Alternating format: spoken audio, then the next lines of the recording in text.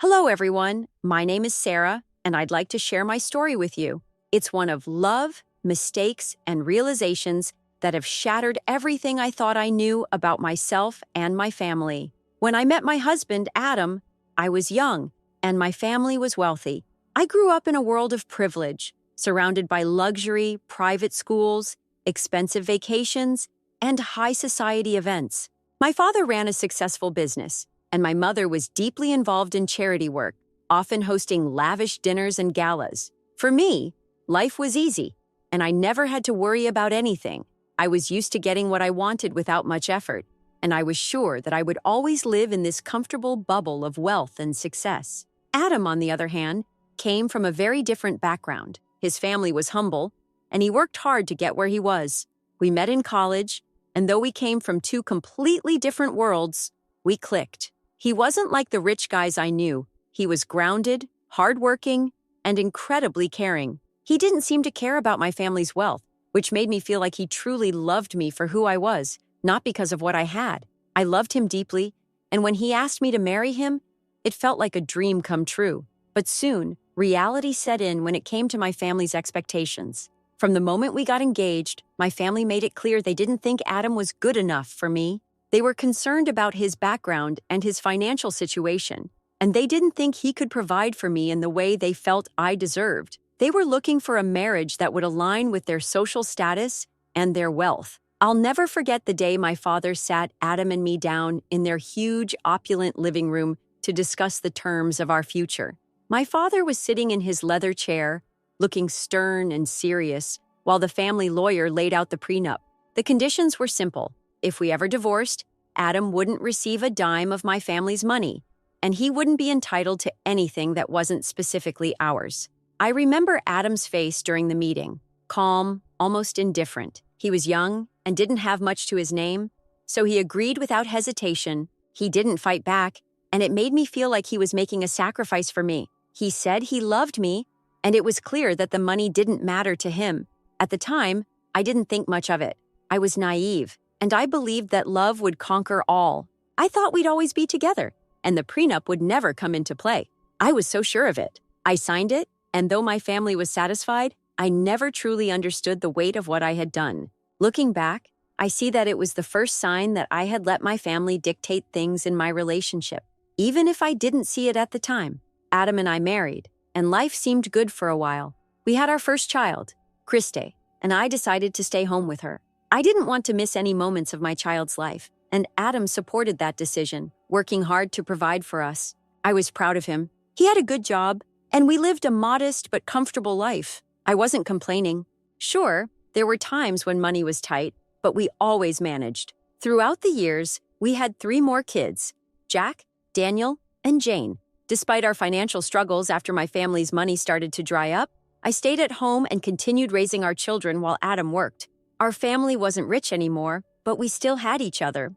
I tried to adjust to the change, but there were moments when I couldn't help but feel the absence of the luxury I was once accustomed to. The pressure from my family to maintain a certain lifestyle was hard to shake, and I began to notice the growing distance between Adam and me. Adam always worked hard, but as time went on, I started to resent him for not being able to provide more. His job wasn't enough to maintain the lifestyle I once had, and I struggled with the change.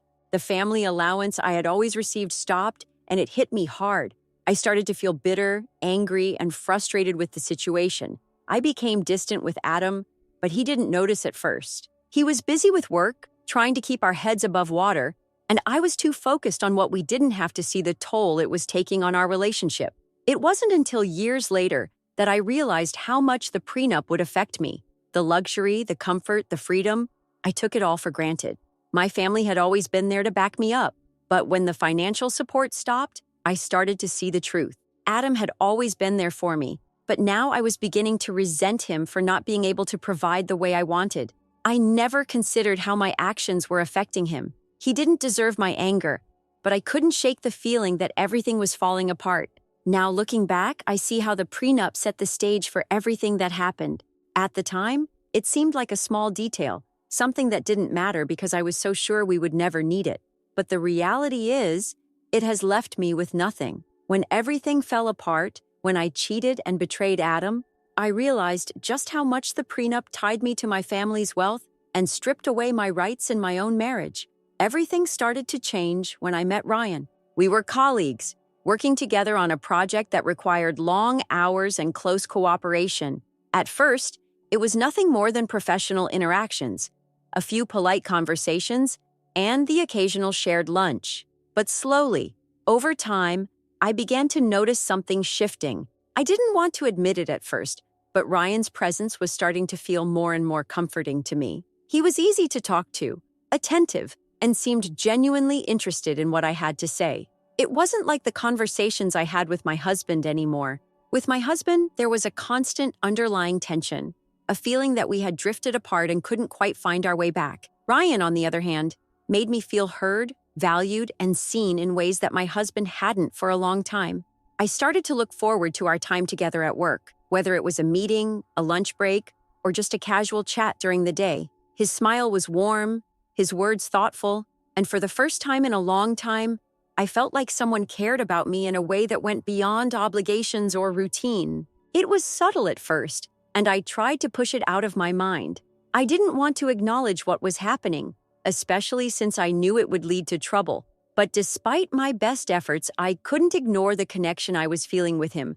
I began justifying it to myself. I told myself that it was harmless, just some friendly office banter, just some conversation. But deep down, I knew better. The more I spent time with Ryan, the more I felt myself slipping away from the person I used to be. I started resenting the silence at home, the lack of meaningful connection with my husband, and the growing sense that we were two strangers living under the same roof. The contrast was undeniable. Ryan made me feel alive in a way my marriage no longer did. As the weeks went by, I found myself increasingly drawn to him. It wasn't just about the emotional connection anymore. It was more than that. We began spending time outside of work, having casual drinks after office hours, and slowly, that casual friendship turned into something more. I could feel the weight of the guilt pressing on me, but it didn't stop me. I felt alive again, like I had rediscovered a part of myself that had been dormant for years. The worst part was that I tried to hide it from everyone. My husband, my colleagues, and even myself. I knew that if I acknowledged what was happening, it would force me to confront the reality of my choices, but I couldn't stop myself. Every moment I spent with Ryan felt like a breath of fresh air compared to the suffocating routine of my home life. I felt guilty for enjoying it so much, but at the same time, I couldn't deny the sense of comfort and attention that Ryan gave me. It was as if he could see me in ways I had longed for, but never received from my marriage. Eventually, I couldn't keep up the facade anymore. The lies were starting to pile up, and the guilt weighed heavily on me. I had promised myself I would never let this happen, but here I was, tangled in something I couldn't untangle. I had built a wall around myself, pretending everything was fine, pretending my marriage was fine, but deep down, I knew it wasn't. It wasn't fine, and it hadn't been fine for a long time. The affair continued, despite my inner turmoil. I found myself spending more and more time with Ryan, sneaking around and hiding my feelings from everyone. The lies became second nature, but the guilt was always lurking just beneath the surface. I would go home at the end of the day, try to act normal, but it felt like I was living two separate lives.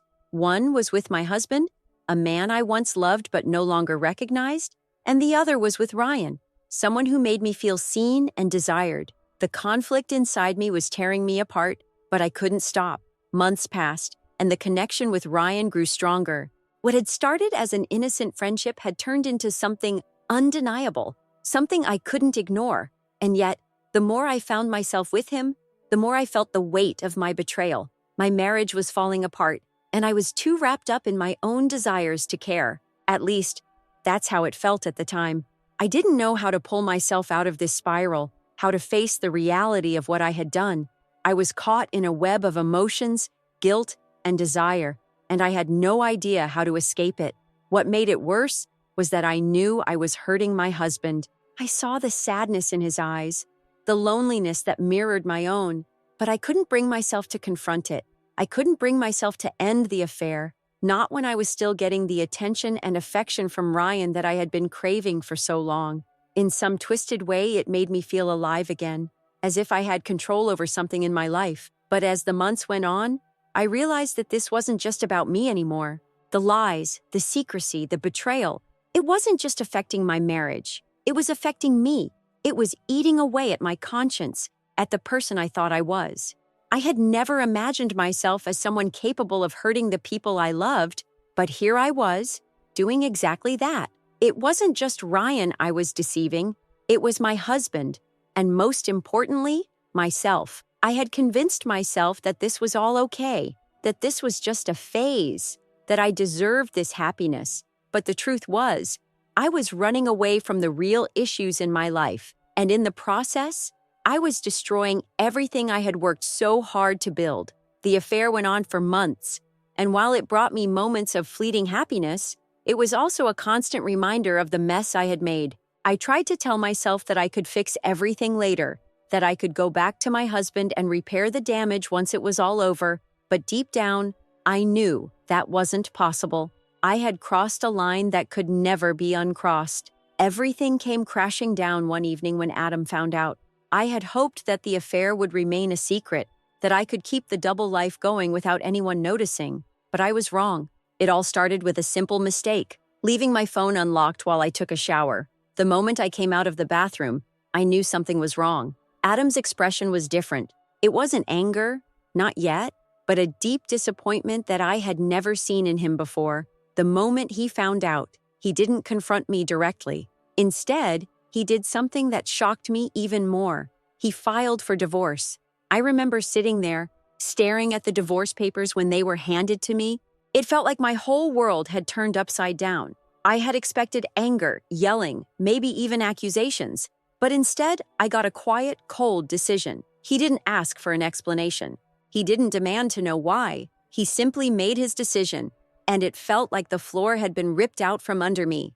I had been in a relationship with Ryan for months, but I had convinced myself that I wasn't going to get caught. After all, I was so careful with my actions. But now, it felt like all the lies I had built around myself were coming apart. I had betrayed the one person who had given me everything, Adam, and now he was taking it all away. I didn't know what to do when I got the divorce papers. I was in a state of panic, completely paralyzed by fear. How could this happen? I had always believed that my marriage to Adam would survive anything. But this was different. The realization hit me like a ton of bricks. I had signed that prenuptial agreement, and now it was coming back to haunt me. That was the one thing that kept me from relying on Adam's support. I didn't have alimony rights because of it. I couldn't even ask for anything more than the house's share, which wasn't nearly enough to provide for the future I had envisioned. Without Adam's financial support, I had no idea what I was supposed to do next. My life, which had always been cushioned by my family's wealth and Adam's hard work, was crumbling in front of me. And worse yet, I had no one to turn to. My family's financial support had evaporated when their business collapsed. I had become accustomed to living a certain lifestyle, and now it seemed like all of that was being taken away. I felt a pang of guilt when I thought about the kids. They had no idea what was going on, and I didn't want to drag them into this mess. But now, as Adam and I were on the verge of separating, I knew the truth would come out eventually. The kids would find out that their mother had cheated on their father, and I would have to explain why I had destroyed our family. I tried to talk to Adam, but he was done. He wasn't interested in listening to me or understanding my side of things. The more I tried to apologize, the more he shut me out. And the reality was, no apology would make things better. I had ruined everything. I had broken the trust we had built over 20 years. And then there was the prenup, the agreement that I had thought was just a formality, something my family had insisted on. I never thought I would need it, but now it was the very thing that made my position in the divorce so much worse. I couldn't ask for support from Adam, and I couldn't rely on my family either. They had their own problems. I was completely alone. I knew that I had to make a decision, stay and face the consequences of my actions or run and try to find a way to rebuild my life on my own. But I wasn't sure if I even had the strength to face it all. The thought of starting over, of losing everything I had known, was terrifying. But the alternative, living with the guilt and regret of what I had done, seemed even worse. In the end, I decided to run.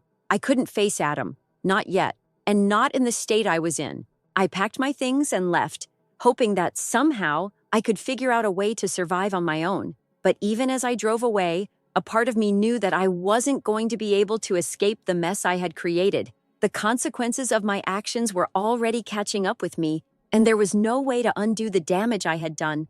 I was scared. Scared of being alone, scared of what would happen next, and scared that I had made a choice I would never be able to live with. But I couldn't stay. The shame was too much. Adam had made his decision, and now I had to make mine. I just didn't know if I was ready to face the consequences yet. When everything came crashing down, I couldn't deny the guilt that washed over me.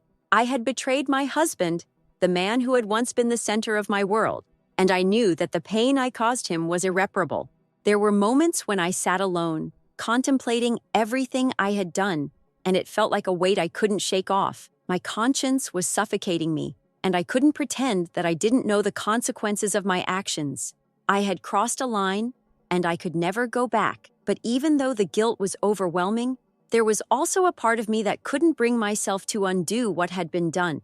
The affair had become a secret life I had built, one that was so deeply ingrained in me that I wasn't sure who I was without it. The connection I had with Ryan had turned into something I couldn't ignore, and I knew that I couldn't just step away from it, even though I knew how much it hurt my family. My daughter, Christy, stood by me when everything came out. She seemed to understand the situation, or at least she pretended to. She told me that she knew how unhappy I had been in my marriage and that she wanted to help me find a way through this. Having her support made me feel like there was still some hope, like maybe I could repair the wreckage I had caused. But as much as I wanted to believe that Christy's support could help me fix things, I realized that I was using her feelings to soothe my own guilt. I had leaned on her too much, relied on her to be my emotional anchor, when, in reality, I should have been the one guiding her through her own struggles. That realization hit me hard. I had always prided myself on being a mother, on doing everything I could to support my children, but in this moment, I was using Christy's loyalty to justify my own actions. I was manipulating her emotions to alleviate my own burden, and that realization made me feel even worse. Christy deserved better than that. She deserved a mother who could provide stability and support, not one who was selfishly leaning on her in an attempt to absolve herself of the consequences. It was as though I was caught in a trap of my own making. I had been so focused on my own emotional needs, on the need to feel loved and wanted, that I had completely disregarded the people who depended on me. The guilt from the affair, the pain of knowing I had broken my family apart, was compounded by the fact that I had used my daughter as a shield to protect myself from the harsh reality of what I had done. I couldn't help but feel like I was failing her, just as I had failed my husband. The more I thought about it, the more I realized that I wasn't just hurting my husband and my children. I was hurting myself too. I had allowed my desire for something more to override everything that truly mattered. My marriage, my family, my integrity, all of those things were secondary to the fleeting sense of fulfillment I found in the affair. And the guilt that came with it was something I couldn't escape, no matter how hard I tried. The most frustrating part of all of this was that I couldn't control anything anymore. I had lost control of my marriage, my family, and my own emotions. Everything had unraveled so quickly, and now I was left picking up the pieces of a life that I had so carelessly destroyed. I couldn't change the past, and as much as I wanted to make things right, I knew it was too late. The damage had been done, and nothing would ever be the same again. I wanted to make amends. I wanted to fix the relationship with my husband and with my children, but I also knew that I couldn't just undo the hurt I had caused. The more I tried to control the situation, the more I realized that I had no control over anything. My actions had set everything into motion, and now I had to face the consequences, no matter how difficult it was. What frustrated me the most was that I didn't know how to fix it. I didn't know how to repair the trust I had broken or how to make things right with my family. I had spent so much time trying to find solace in the arms of another man that I had neglected the people who had always been there for me. I had neglected my role as a mother, as a wife, and as a woman who had once believed in the sanctity of family. Christy's support was a lifeline for me in many ways, but I also knew that I couldn't keep relying on her to fix my mistakes. She had her own life to live, and I had to face the reality of what I had done without using her as a crutch. I had to take responsibility for my own actions, even if it meant facing the harsh truths of my own failure. As the days went by, the weight of my decisions became heavier. I couldn't escape the fact that I had torn my family apart, and I couldn't escape the fact that I had used my daughter's emotions to shield myself from the consequences. But it was a painful lesson, one that I would carry with me for the rest of my life. I couldn't undo the past, but I could try to learn from it. I could try to be better, even if it meant accepting that some things were beyond repair. I didn't have the answers, and I didn't know how things would turn out, but I knew that I had to face my guilt, my mistakes, and the people I had hurt. It was the only way to begin the long and painful journey toward redemption. The aftermath of everything was a blur of emotions. The days after the divorce papers were served, after the truth came out about my wife's betrayal, felt like I was living in a nightmare that I couldn't wake up from. My world had crumbled. My marriage, my family, everything I had worked for, destroyed. Every time I thought about what had happened, it was like a wave of regret and sadness crashing over me. My wife, Sarah, has always been a central part of my life. We had built so much together. Our children, our home, the memories. But all of that felt meaningless now. The one thing that kept me grounded was the belief that I had done everything I could to keep my family intact, that I had tried my best to be a good husband and father. And yet, all of it had been undone by a series of choices she made. It wasn't just the affair. It was the lies, the manipulation, and the betrayal. All of it had shattered something deep inside me. I thought I had everything under control. I tried to be the strong one. I worked hard for my family, provided for them, and took care of them. But in the end, I had no control over what happened to us. I couldn't stop Sarah from straying. I couldn't stop her from tearing our family apart. The worst part was realizing that she wasn't even sorry for what she had done. Not really. She apologized, of course. She said all the right things when it suited her.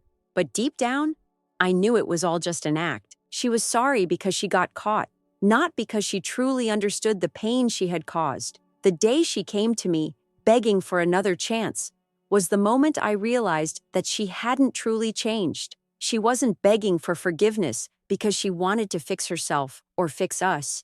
No, she was begging because she wanted to keep her comfortable life intact. The prenup, the house, the stability, all of it was at risk. And now she was desperate. Desperate for me to forgive her. Desperate for me to forget what she had done. But I couldn't forget. I couldn't forgive. The damage was done. And as much as I tried to hold on to the love I once had for her, it wasn't there anymore. It had faded, and nothing would bring it back. The hardest part was seeing my children caught in the middle. When the truth came out, it was like they were suddenly forced to choose sides. They were confused, hurt, and angry. I didn't want them to feel like they had to choose between us. But Christy, my eldest, was the one who struggled the most. She was always closer to Sarah, and when I confronted her about her knowledge of the affair, she defended her mother. I couldn't understand it at first. How could she defend someone who had lied to us, who had betrayed our family? But it was clear. She was torn between the love she had for her mother and the loyalty she felt towards me. I couldn't blame her.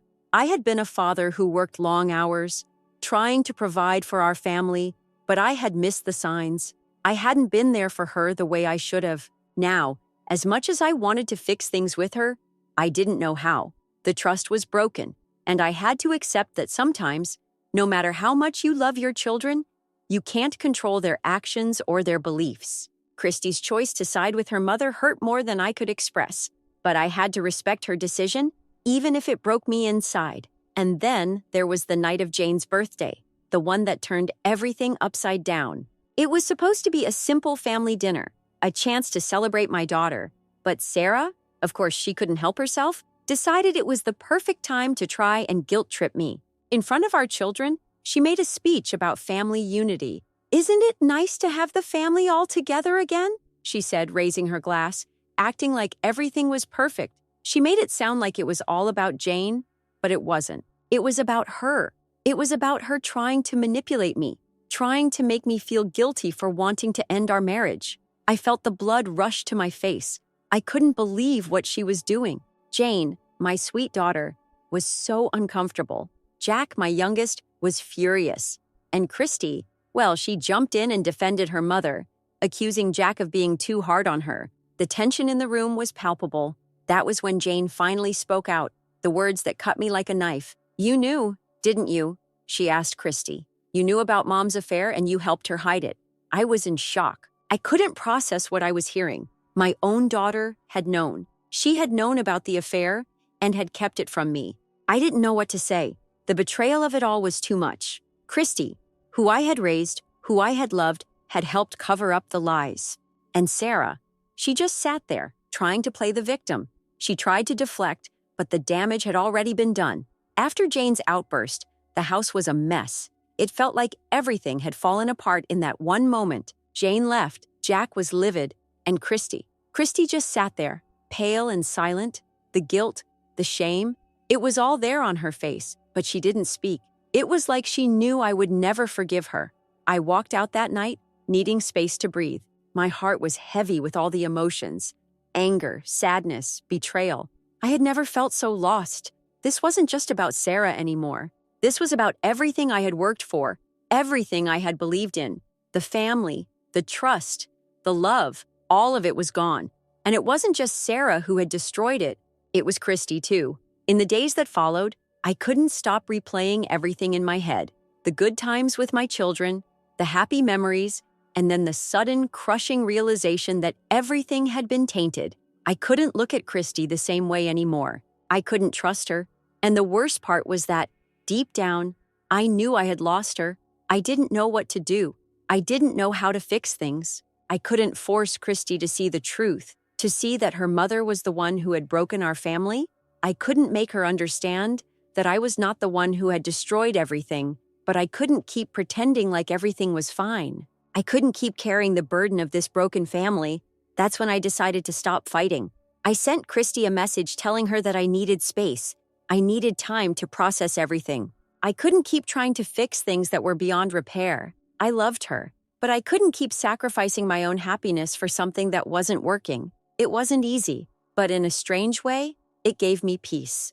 For the first time in weeks, I felt like I was taking control of something. I wasn't going to let guilt or manipulation drag me back into a marriage that had been destroyed by lies. And for the first time, I realized that sometimes you have to let go, even if it hurts. I don't know what the future holds for Christy and me. I don't know if we'll ever rebuild our relationship. Maybe we will, maybe we won't. But for now, I'm focusing on the kids who still understand and support me. Jack, who has stood by me through all of this, Jane, who spoke the truth, and Daniel, who is quietly processing everything. I'm taking it one day at a time, trying to heal, and finding a way to move forward. The rest of the family, including Sarah, will have to deal with the consequences of their actions. For now, I'm done looking back. I'm done trying to fix what's broken. It's time for me to find peace again.